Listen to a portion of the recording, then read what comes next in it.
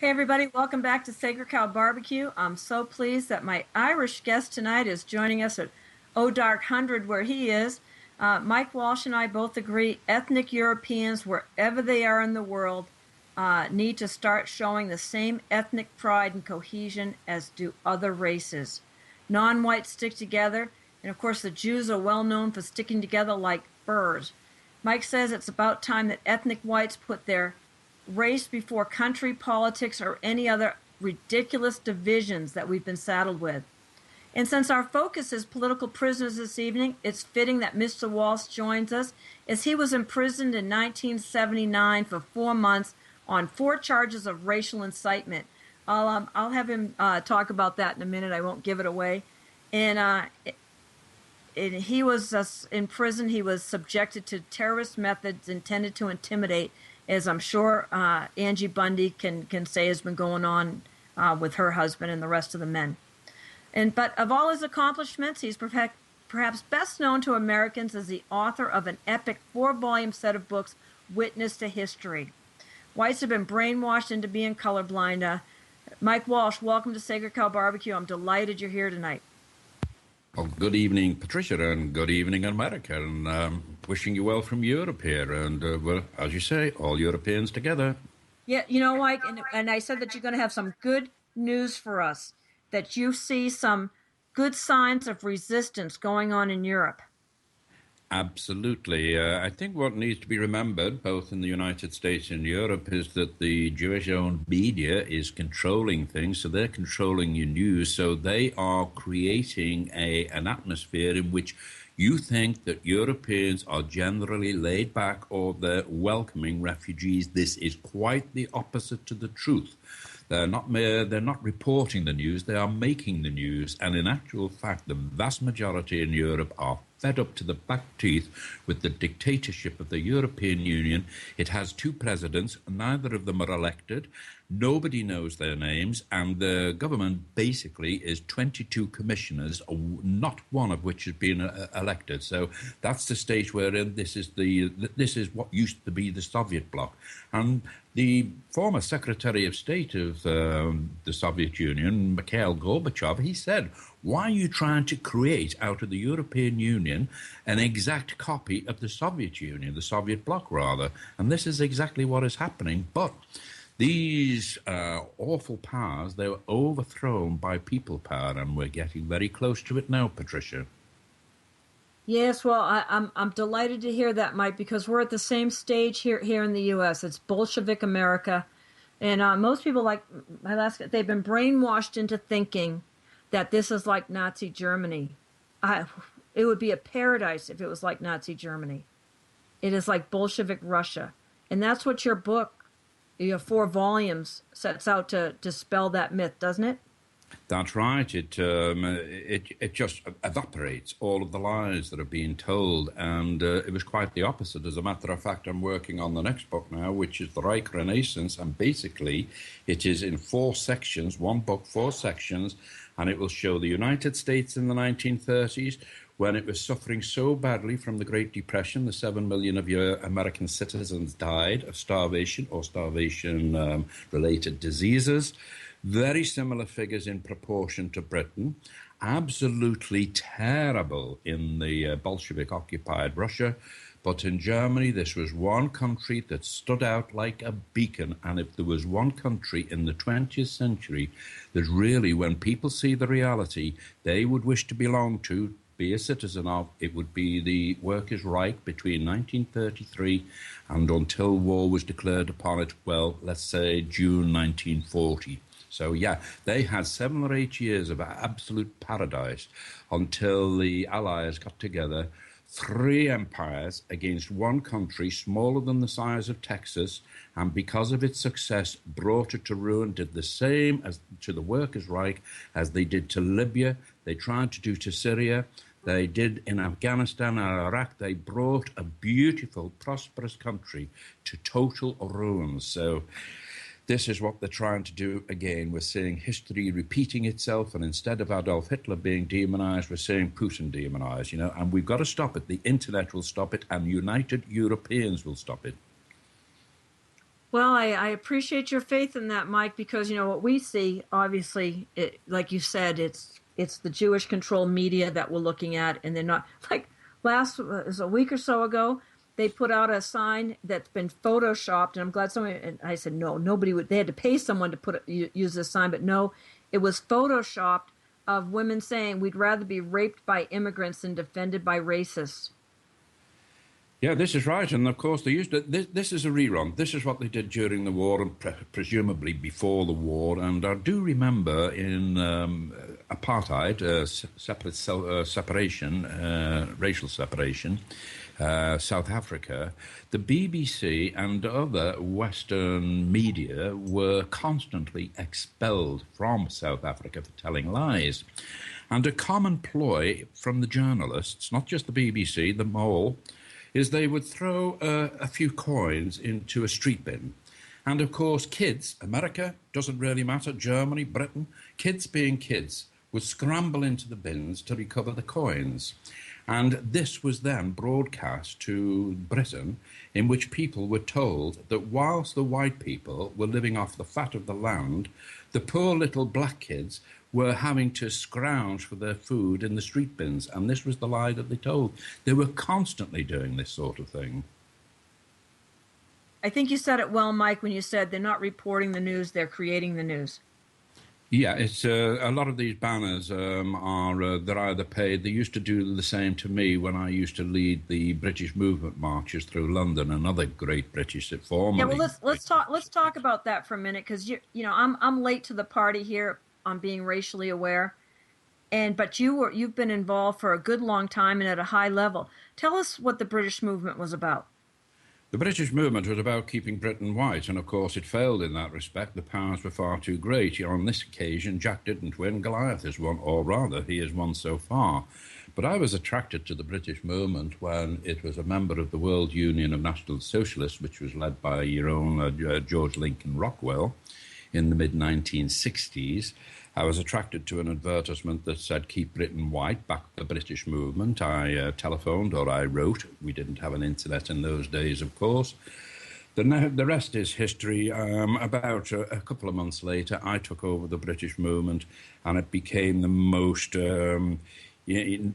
powerful right-wing party, if you like. I don't like to use that term, ethnic European party, since Germany in the 1930s. So it was immensely successful. I was the last British leader to speak from Trafalgar Square in London. I was the last one to speak from Brick Lane, which was the watering hole, if you like, of Oswald Mosley and the British Union of Fascists. And we were just breaking frontiers down, and we were doing absolutely well. We were uniformed.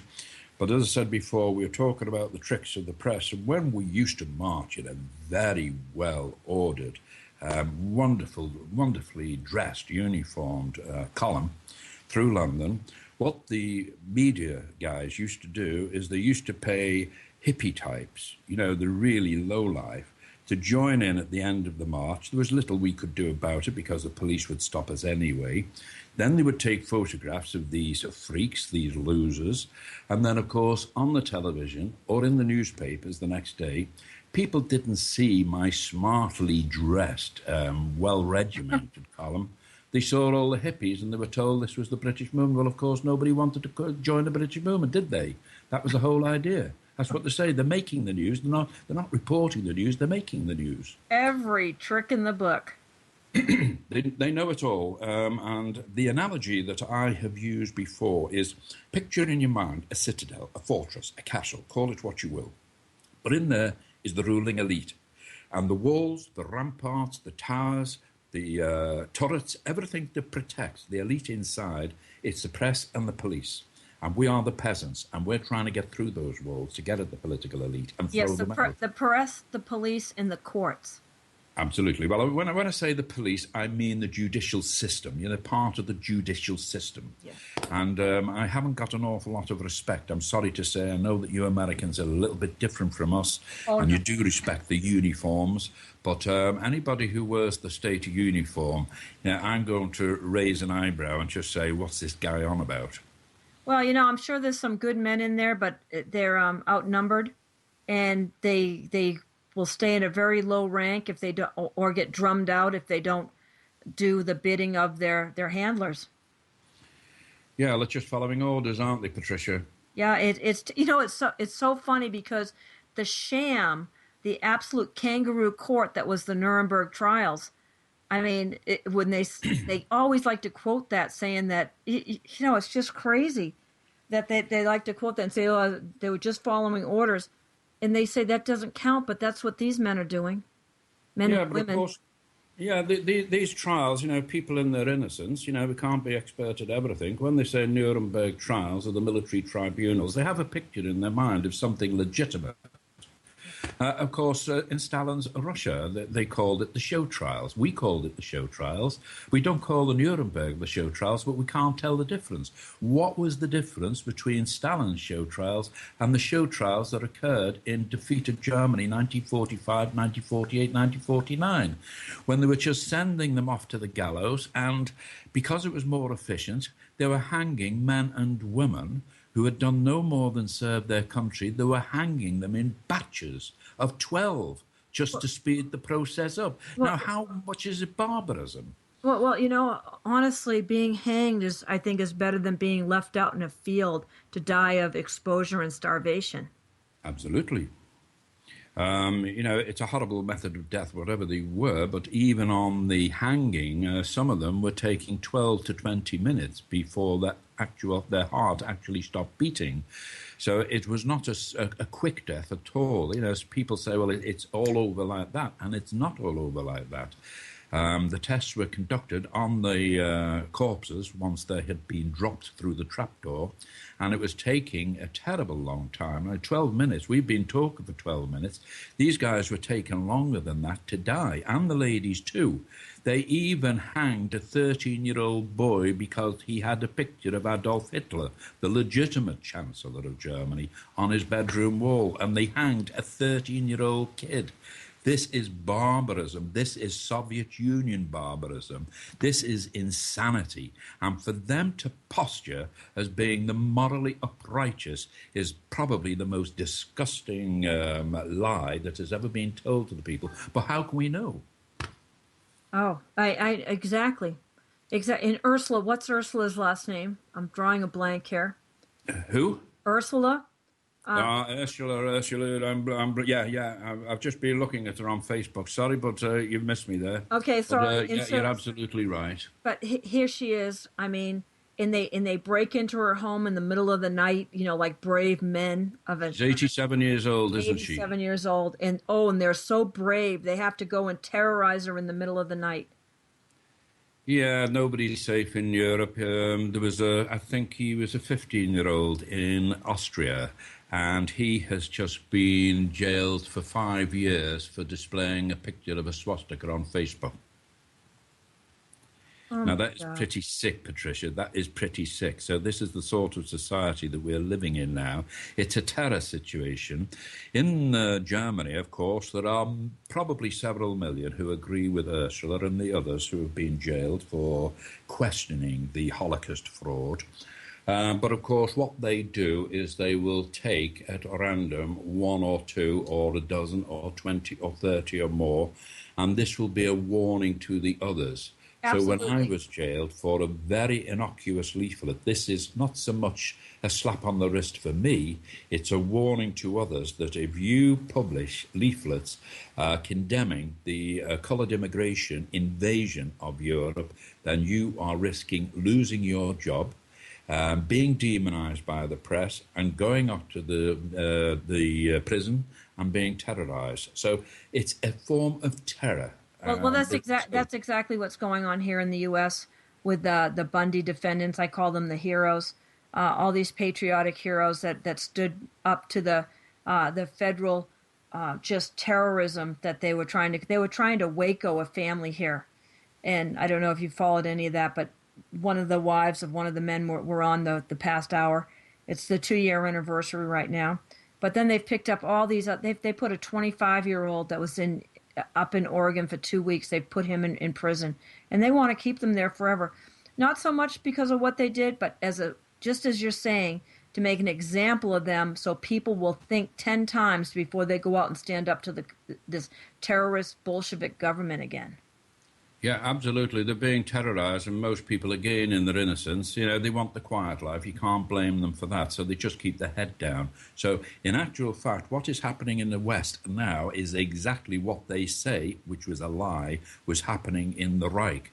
And here, just as in Bolshevik Russia, they're telling you you can expect the dawn knock at the door if you question the government.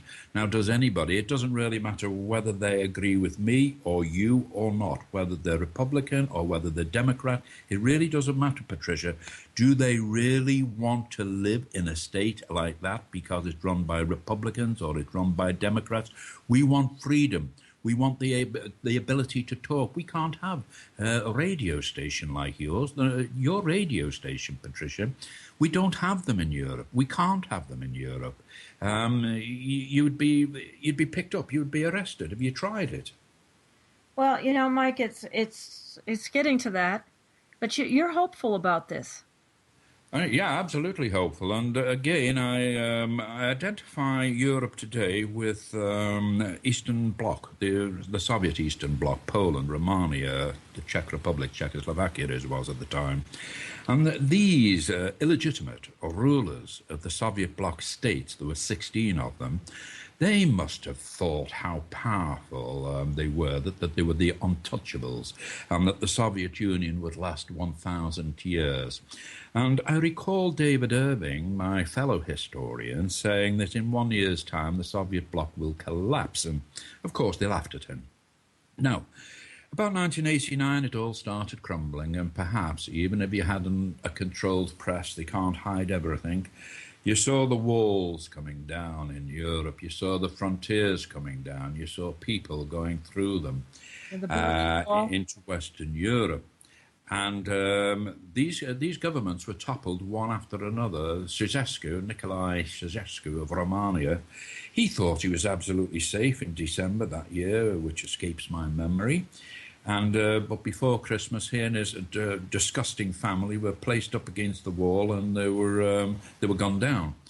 The others were fortunate, but at least they were thrown out of government, and that is what is going to happen here in Europe.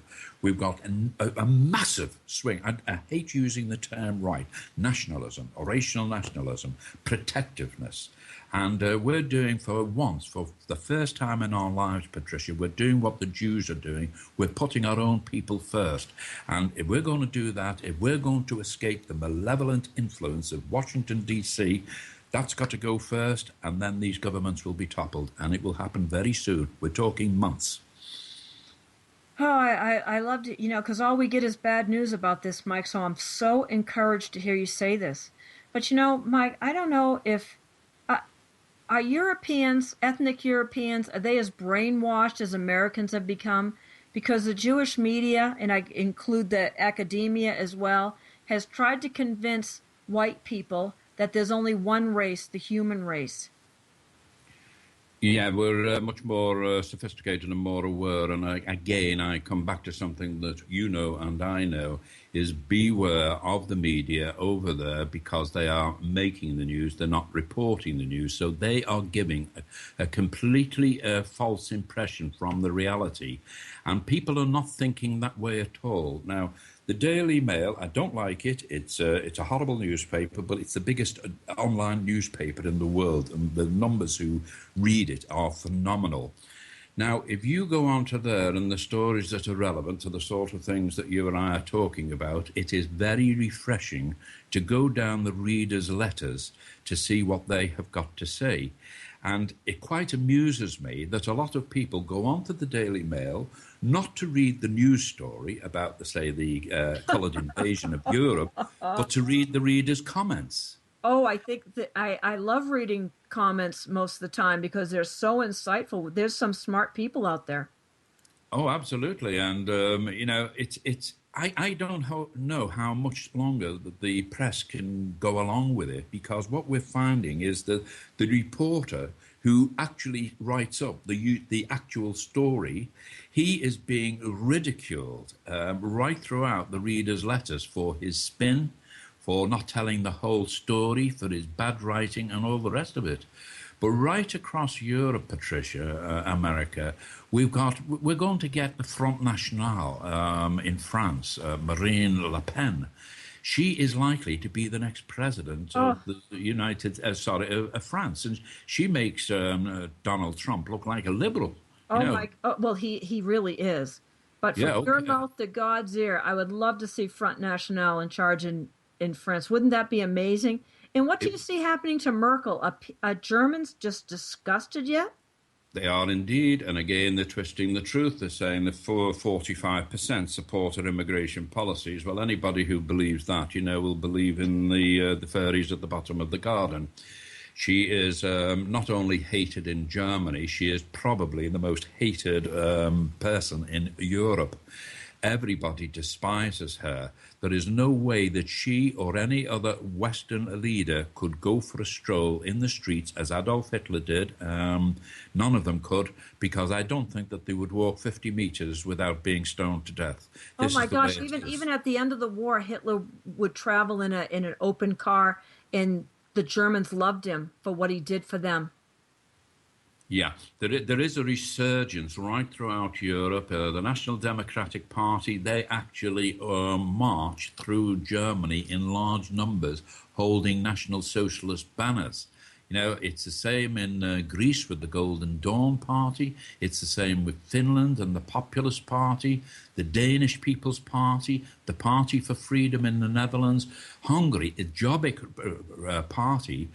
Viktor Orban, who is the Prime Minister of Hungary, he is on everybody's wish list to be the Putin of Western Europe and to save us from this disgusting plutocracy that we've been burdened with.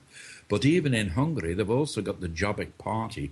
And believe me, they make the stormtroopers look like a bunch of pansies. These guys are pretty clued up.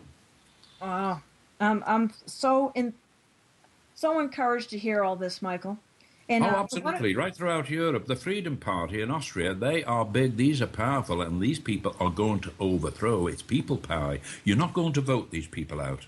You're going to throw them out by the fist. This is unfortunate, but turkeys don't vote for Christmas. It was the politicians who created the system. They didn't create it so that we could vote them out, so there's going to be other means to vote them and get them out. Well, great, but here's my problem. Explain to me. I've seen nationalist parties come and go here, and they do well for a while. But there's so much infighting. We don't need enemies. We don't even need Jews attacking us. From what I can see, white people have such huge egos, they can't get along with one another. They refuse to put their differences aside and focus on, as you say, cohesion. Yeah, we're still tribal, aren't we? We don't live in different tribes or clans. What we do is we live in our different classes and our different cities. And you support one football club, I support another. And you support one political party and I support another. But basically, we're still in clans. And it's a little bit of a time that we put ourselves first. And the greatest dream I have is already half completed. We have a beautiful diaspora of ethnic Europeans right throughout the world, North and South Hemisphere, and almost crowning the earth. We are 1 billion. The Jews are 14.5 million. I'm not a mathematician, but I would say that for every Gentile, Christian Gentile on earth, there's probably, for every 100, there's probably only one Jew. So how come that they're pulling the strings? We are powerful, we ethnic Europeans, if we can become united. So forget this guy who's supporting the Democratic, or he's a religious, he belongs to the Lutheran Church or the Catholic Church. Forget all of that division and just put the colour of your skin. It was George Lincoln Rockwell, your fantastic leader, who said in the next war, the colour of the skin will be the uniform. And this is what's happening. And if we don't start sticking together, I'm going to rescue a woman. I'm not going to ask her if she's voting a Republican or Democrat. If she's my color of the skin, I'm going to rescue her. And this is the sort of situation that we find ourselves approaching now. Well, I'm delighted to hear that. And maybe you can encourage me on this as well, because, I see Democrat and Republican. I mean, they're just two different factions of the same Communist Party. Yep. There's not a nickel's difference between them. One's taking us to hell at 97 miles an hour and the other at 95. I mean, it's insane. So here's the thing, though. But the Jews, for instance, here in the U.S., they're only 2% of the population, yet they control 45% of the judiciary. Yeah, they're as powerful in the United States as they were in Bolshevik-occupied Russia. Exactly. Yeah. But here's the thing: they couldn't do it without us useful idiots. Look at all the men that have been arresting the Bundys and in their guards and their, just horrible. It's a Shabbos Goy. I hate when you them were much more arrested, than... when you were arrested by ethnic Europeans. Yeah, that's right. It's a Shabbos Goy. You know, a Jew is only doing... We can't really blame the Jew because the Jew is doing for his people what we want our own people to do for us. He's putting his own people first.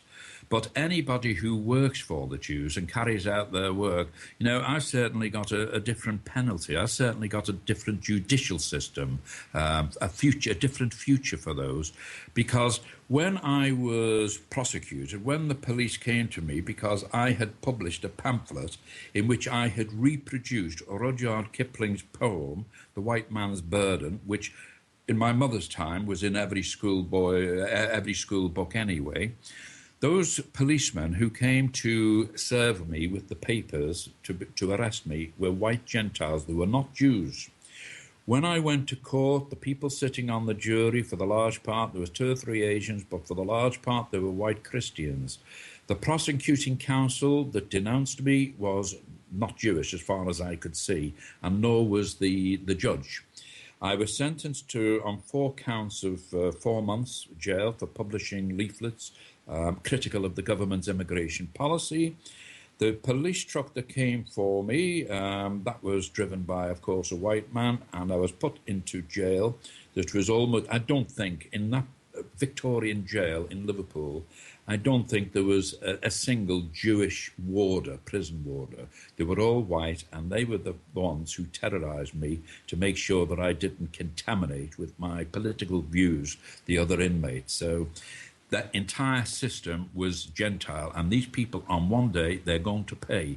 They're going to be outed, they're going to be exposed, and I have said this before, that without exception, if you have worn the uniform of the undemocratic states here in the European Union, then you are going to be depoliticized before you carry on your work. We're going to do the same to you as you did to the Germans in 1945. You called it denazification. Well, we're going to call it de-uniforming you. And we're going to get your mind back on track before you're ever allowed to work for a government department again.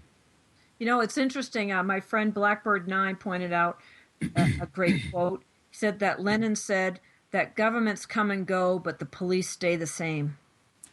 Well, that was a pretty darn good quote, and he said quite a few that we can't argue with. He said that 3/4 of mankind may perish so that the survivors experience communism. And it was Lenin who said that if only, if only a handful of people in St. Petersburg in 1917 had known what we were about to do, we could have been stopped. Now, what does that tell you, Patricia? What does it tell the American people?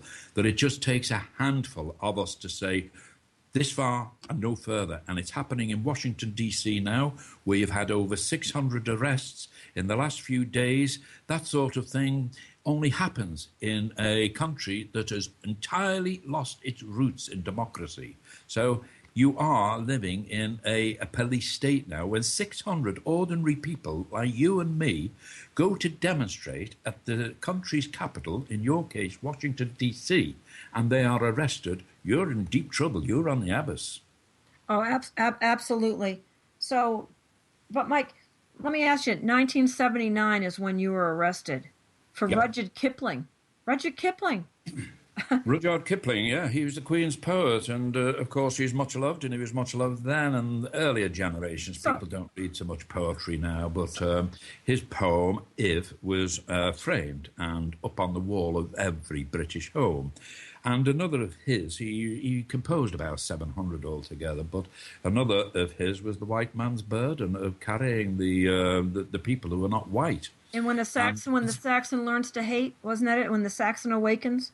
That was another one of his. I have published that, republished it, of course, since, and I publish a lot of ethnic European poetry myself. But yeah, that poetry, that poem, The White Man's Burden, was very, very popular but you see, what they did is they didn't actually prosecute me for publishing the poem. Otherwise, every school teacher might easily have risked arrest. Now, what they did is, in circumstances that were likely to cause racial hatred. So this was why I was arrested for publishing that poem in circumstances that could likely lead to racial unrest, and that's what I got 4 months for. Oh my God! But did Rudyard Kipling's prophecy, if you will, come to pass? Look at England today. It's a hollow shell of itself. Yes, and George Orwell was absolutely right as well. We do live in a very Orwellian society, and it's a desperate situation, but it's not as desperate as the media would like to point out. The media, the Jewish-owned media, they believe in the Napoleonic adage. Is the first thing you must do is convince your enemy that they cannot win, and this is what's happening with the media now in Western Europe and in the United States, of course, is they are convincing you, they are trying to convince you Americans that you have accepted racial amalgamation, and they exaggerate the numbers of liberals who are pro-immigration. But this is simply not a reflection of what is actually happening. And I used to think that I didn't experience it, thank goodness, but I used to say that it happened to me in some respects, actually, in Britain. If you're in a social occasion, we all think the same, Patricia. We don't like we don't like race mixing and all the rest of it. We're both, if we can talk in private, we both agree on many things, but you don't bring it up at the dinner table, do you? And that's what's happening in the United States now. They don't like what's happening, but they keep their mouths shut because they're intimidated. And this is the way it must have been in the Soviet Union. You didn't like what Stalin was doing, but you kept your mouth shut because you didn't want to get the knock at the door either. That's what's happening in America now. Well, Russians received the German soldiers with delight and embrace, and just was so delighted when they came to liberate them from Stalin. Yeah, and thanks to the internet, we're seeing these pictures. You wouldn't see these pictures. I published on Renegade not so long ago exactly this subject, the liberation of Ukraine and Belarus and Russia itself, of course, by the invading German forces. And they were treated as liberators. Now, they can... Pardon me, go ahead. Yeah, they can control the press, but they can't control an awful lot of things. Now, the German armed forces were in Ukraine for nearly 3 years, and during that period, like the Americans in Vietnam, perhaps more so, is they created relationships. They wrote poems, they wrote letters, they drew pictures, they took photographs of themselves at cultural events with the Ukrainians. They took pictures of the Ukrainians welcoming them. They can't hide those thanks to the internet. You won't go down your high street and walk into a bookshop and see many of these pictures. If you do, the captions have all been distorted. The Russians are just as guilty. Photoshop some of them to make them terrible. They even Photoshop some of them to make them look like they were committing atrocities. When you see the real photograph, it's amazing. Well, we're grateful for our friend Tom Goodridge for Hellstorm and what Kyle was able to do with that into a documentary. Of course, Dennis Wise has been leading the charge, and so many men like Mike King. I mean, the word's getting out. And because I think this World War II situation is one of the linchpin events. It's like 9/11. When people know the truth of really what happened in both those events, the Jews are just demolished. Yeah, all of these people that you just mentioned, they're absolutely fine people, and there is no infighting at all. You know, we all support each other. I talk on quite a few broadcasting systems, as you know, and they all like Renegade. Renegade likes them. We like the people in Australia. We love the people in Europe, and we love the people in South Africa. So we are really getting on fine.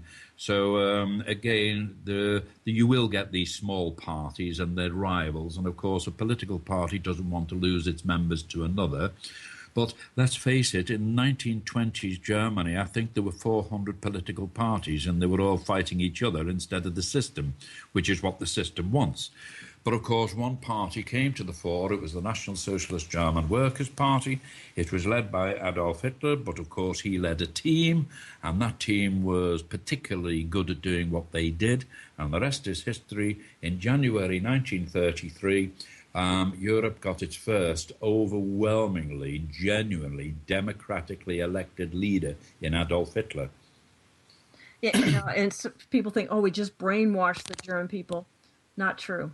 But listen, folks, you're listening to Sacred Cow Barbecue on Revolution Radio, freedomslips.com. We are listener and volunteer supported, so I want to encourage you to go over to Freedom Slips and make a small donation. If everybody that listened just made a small donation every month, we wouldn't make these silly announcements. And but hey, freedom's not free, and Freedom Slips isn't free. Help support the station if you would. But while I'm doing this commercial kind of thing, I mean, I know if you're listening, you're being impacted by what my guest Mike Walsh is saying tonight. So, Mike, tell us how people can get a copy of your book. Well, the best way is it depends on what kind of what hat they're wearing. I'm a poet as well. I've got an international reputation as a poet. So if they're looking for the poetry, the name is quite simple to remember, actually. You'll be ever so pleased. With respect to my Polish friends, you'll be ever so pleased that I'm not Polish. My name is Michael Walsh, okay? W-A-L-S-H. And you go on to Amazon and you look for heart-to-heart poetry. Now, interesting this, we said before, that people are not, they love poetry. They absolutely adore it, but they don't buy it, so don't make any money out of it. This is the reality, they're coffee table books. But if you want the truth, then please go on to Amazon, Amazon Books, Amazon Kindle, and click in Mike Walsh, not Michael, Mike Walsh, M-I-K-E, Walsh, W-A-L-S-H. And just look up one book, and that will give you access to all of the others that I've got my name on the front of. And that book is Witness to History. Just go on, Mike Walsh, Witness to History, and you've just opened the door to the lies that have been told about the Workers' Reich all of those times, and you will be totally amazed. You just turn over every page and you'll scratch your head, and you say, I just can't believe it. But it's not my opinion, folks. Nobody's interested in my opinion or anybody else's opinion. This is the truth, as it was said by the people who organized the terrible times through Europe in which 70 to 100 million people died, and this is the truth. It was not a Russian Revolution.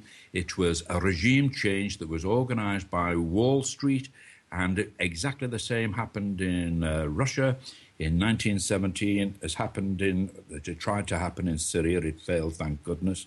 In Libya and all the rest of it, it was a regime change in which the Jews were running one vast plantation right across Europe to the Bering Straits, where you overlook the Bering Straits to Alaska.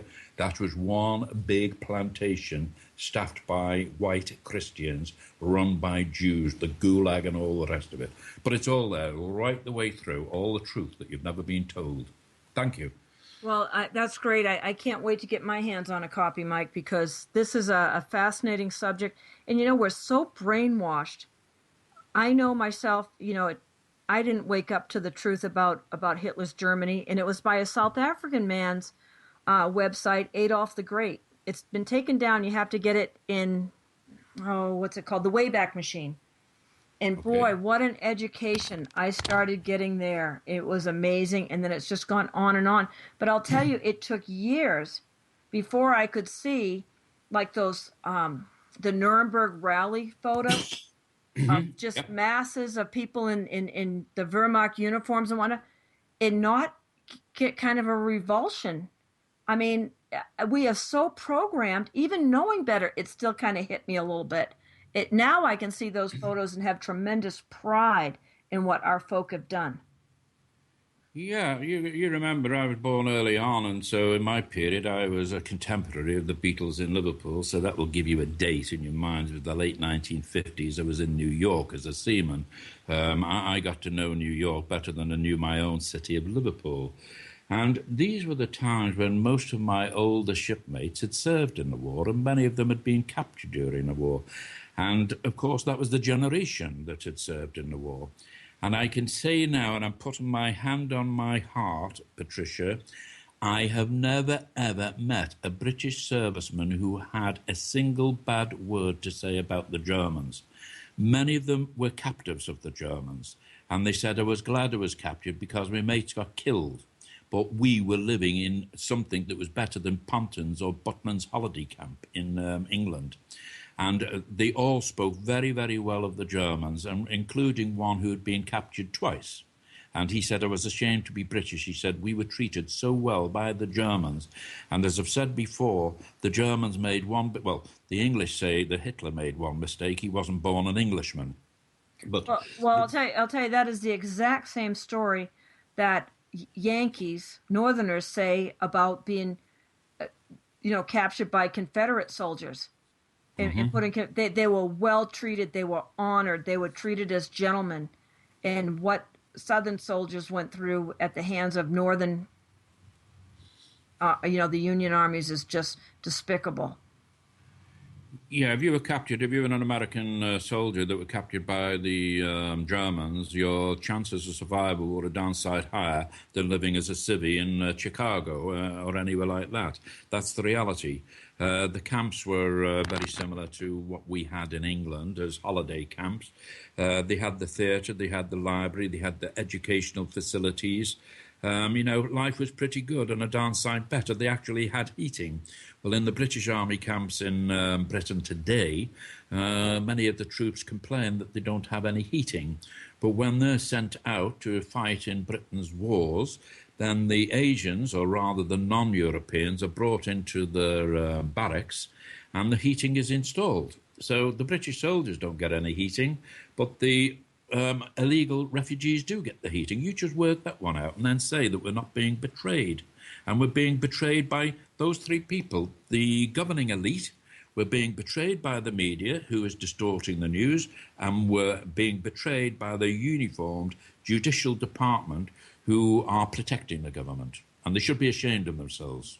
Well, I think one of the squadrons, they're elderly gentlemen now that were responsible for the firebombing of Hamburg and Dresden and the working class neighborhoods in Germany. They are no longer invited to any of the World War II ceremonies in Britain. They don't ever want to let that out because it was so against any convention of war to bomb working class neighborhoods the way they did.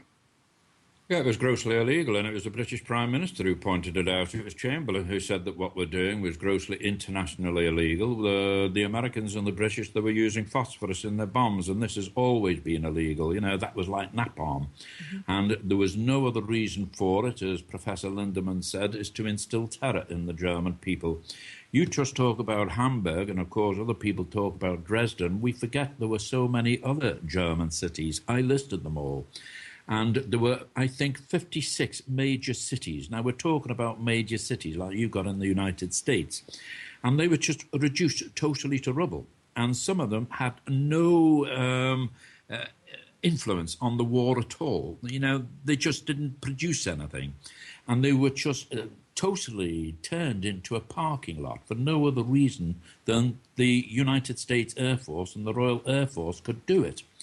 And I say, 15 million Germans died after the war ended. The war ended on May 8, 1945.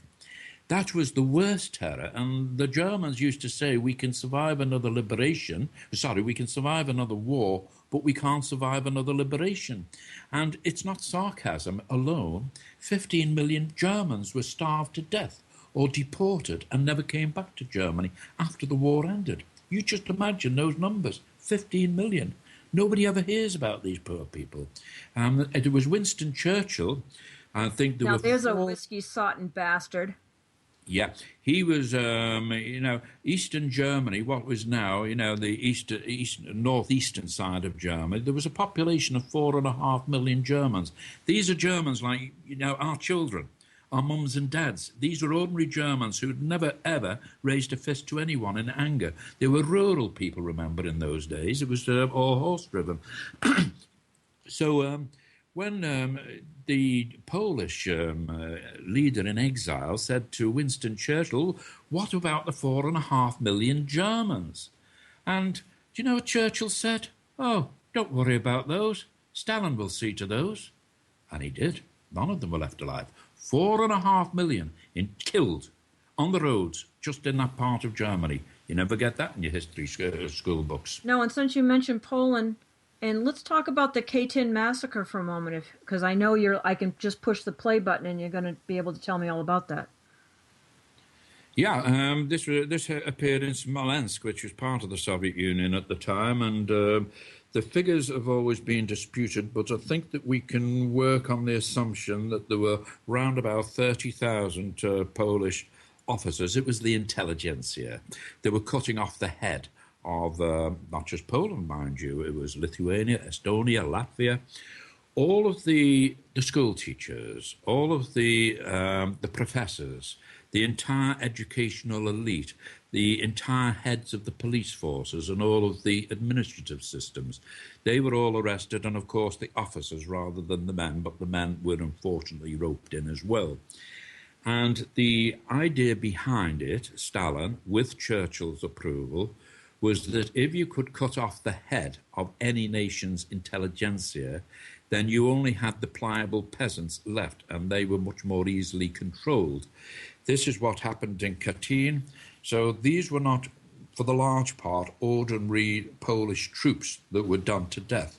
They were the officers, they were generals, they were admirals. These were the leaders of Poland. They were the educational leaders. And we tend to talk about Katyn,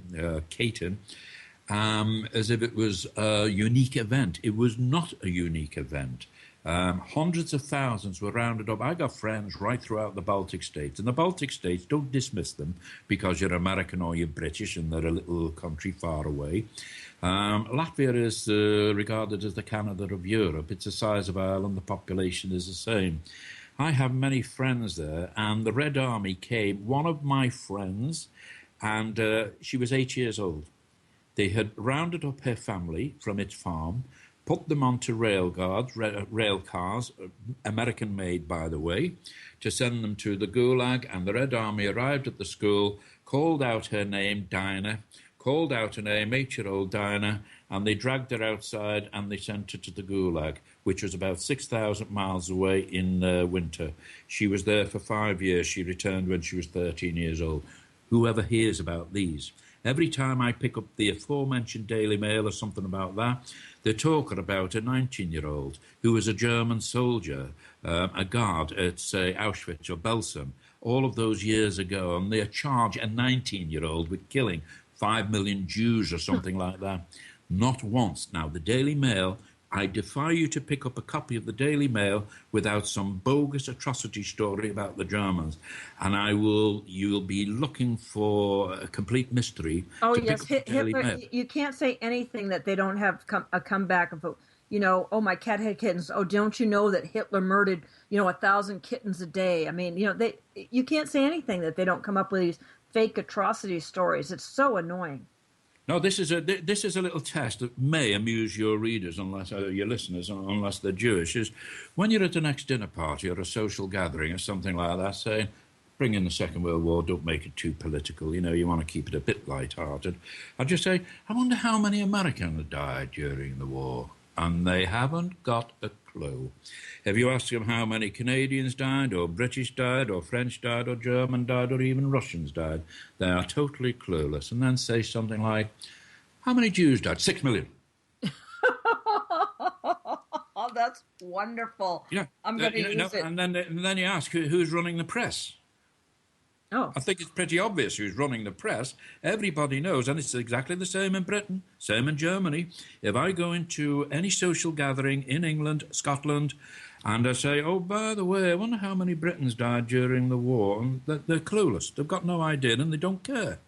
But all of a sudden you say, how many Jews? 6 million. Yeah, I have a friend that turns that around. He goes, whenever it brings up 6 million, he says, oh, I think it was 10 million. They go, really? He says, yeah, but they're still up a good 60 to 70 million. They go, well, what do you mean? Well, that's how many, white Russians were killed in the Bolshevik Revolution. So they're still ahead. Oh, absolutely. It was Stalin. It's not my figures. I'm not plucking them out of the air. But during a conversation with Winston Churchill, who had incidentally organized the Bengal famine, in which tens of millions of Indians had died, just as a means of population control, and in a conversation with the dictator, Roosevelt's great friend, Joseph Stalin, Uncle Joe. Uncle Joe. Uncle Joe, yeah, Uncle Joe. A nice old figure, isn't he? And he said 10 million Ukrainians had died. Now, Ukraine is the biggest country in Europe, leaving aside Russia. The population then and now was about 44 million. And 1 in 4 had died through starvation. And that was deliberate to keep the population down. All of the wheat, everything was stolen. Everything that was needed to sustain these people was stolen. It was sold on the American market to repay the Wall Street bankers for financing the Bolshevik Revolution. Now, how is that for callousness? 10 million people, and that was in Ukraine alone. Larger numbers of Russians, and it is conservatively estimated that 70 to 100 million Christians were murdered by the Bolshevik Jews right throughout what we used to know as the Soviet Union. Where is that in the Jewish-owned media? None at all, not a single word. Where's their Holocaust museum? Yeah, there were even American citizens who just disappeared into the Gulag. When did they ever catch the news in the Washington Post or the Washington Times? Never, and they never will, because they don't matter, because they're not Jewish. If the name ended in Stein or Berg, perhaps they would have a chance of being talked about on CNN or Fox News. But because their name is Smith or Jones or something like that, they simply don't matter. Well, that's true. And it's and like you said, killing off the intelligentsia. Well, the Jews have always said, kill the best goyim. And so unfortunately, we're not left with the best and the brightest anymore of ethnic Europeans. And so we have to make do with what we have and get over ourselves. Mike, it has been a total pleasure to have you at Sacred Cow Barbecue tonight. I hope we can do this more often. I want to let everyone know again, your book is Witness to History. You can tell this resonates with you. Mike has done his homework and studied and really got the truth here. Please go to Amazon, do yourself a favor, get Witness to History. It's 4 volumes. You're set for the year. I mean, you're set for the year in really learning the truth about what's gone on that has brought us to this place in history where we're under this totalitarian regime. And we're still out waving flags and saying we're the land of the free and the home of the brave. No, we're the land of the fee and the home of the slave. So, Mike, you've got a minute to wrap this up, and then I'm going to let you go back to bed like I promised. Yeah, because it's 6 a.m. in the morning here, but at least I'm in Spain and I'll be able to, well, I'm justified to go and have a siesta, aren't I? The weather is absolutely sublime here. So, I love the opportunity of talking with you and talking hopefully with so many American listeners and other listeners, because it's not national anymore, is it? You're just breaking down barriers with the sound waves. So it's a great pleasure and privilege to me, because I started off life and the best thing that I could do is go down Brick Lane, stand on a soapbox and talk to 20 or 30 people. I just couldn't have imagined doing what I'm doing with you and your listeners now. This is magic. Well, Mike, I was on someone's show the other night in the chat room, and they said, oh, who's on your show this week? And I told them, and they said, oh, Mike Walsh, he's fabulous. So I had high hopes for, and I knew the other day after we talked what a great show it was going to be. So I hope people have learned a lot, and they'll continue to, be educated about this, because that's the thing. American patriots, they still use that, just thinks it's Nazi Germany. My guest earlier did. They don't understand. They've been miseducated in that. So it's just been fabulous. So what's your latest book about again? It's going to be called the Reich Renaissance, and it's going to be broken up into those 4 places. 1 book, 4 places, and it's going to show life in Russia, United States, Britain, and Germany during the 1930s. And you get ready to be amazed. Oh, sounds brilliant. Okay, everybody, Michael Walsh, Witness to History. Mike, thank you so much. I appreciate it. Thank you, Patricia.